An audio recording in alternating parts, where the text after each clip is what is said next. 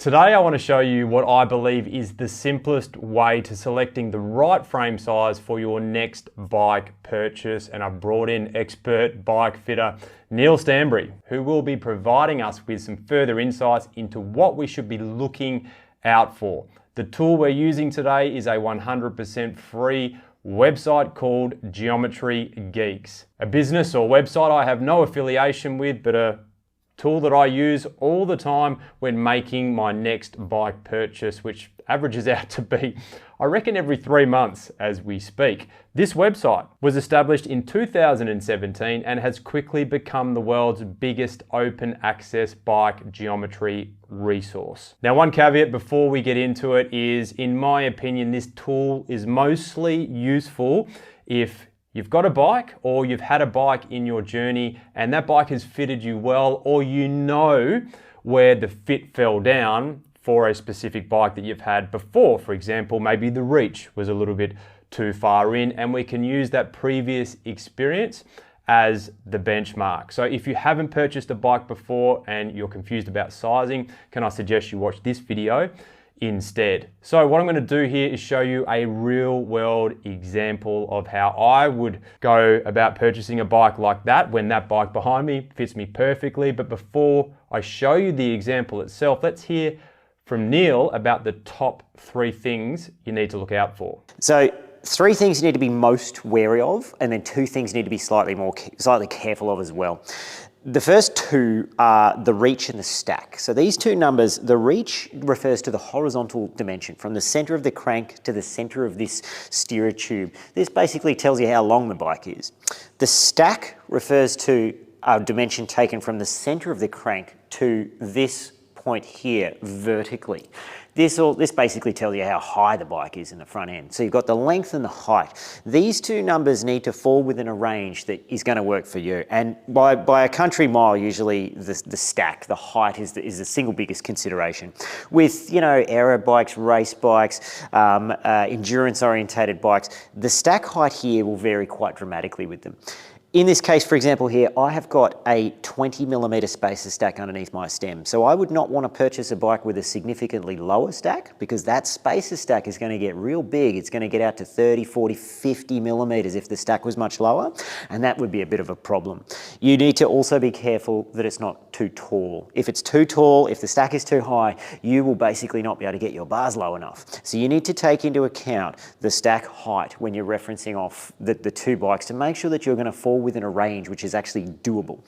Ideally, you want to aim for something with a 10mm spacer underneath. That would be bang on. Gives you a bit of room to go down, gives you room to go up as well, as long as your steerer tube isn't cut. The reach, basically, the way to think about this is, imagine that you've got your next bike, the one that you're looking for has got a 10mm longer reach, and you're running a 100mm stem.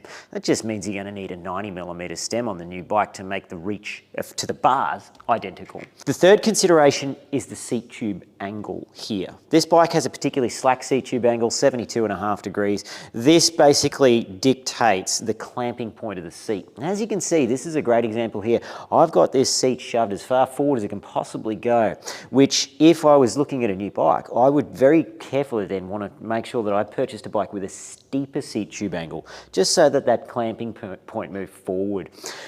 If the seat is shoved as far back as it can possibly go, for example, you would probably want to go for something with a slacker seat tube angle to move the clamping point more towards the center of the rail, to give you a bit of play there. So I don't typically look at the next 2 Neil is about to mention, although I might do that moving forward. But let's look at these 3 using my real world example. So I know the BMC Team Machine SLR01 medium 54 fits me perfectly with a 110mm stem that makes the reach dialed in. So if I type BMC Team Machine SLR01 into Geometry Geeks and make sure you select the right model, for me being the 2021, And if you don't see, say, the 2022 model, just do some research on that particular make and model. Most brands update their design and subsequently the geometry can change as well every 3 to 4 years.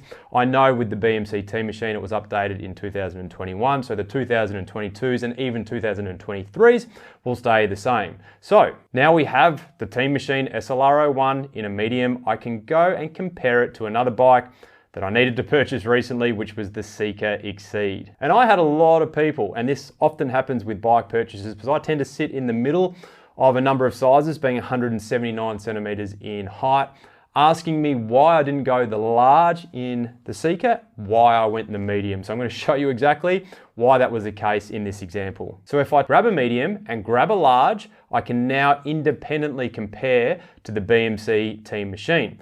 I'll leave it on the BMC Team Machine, and looking at these three areas Neil was discussing, I have no seat clamp maxing out issues on the Team Machine. I'm kind of in the middle, so the 0.5 degrees either way isn't a biggie. And from there, I can immediately see that the standout is stack.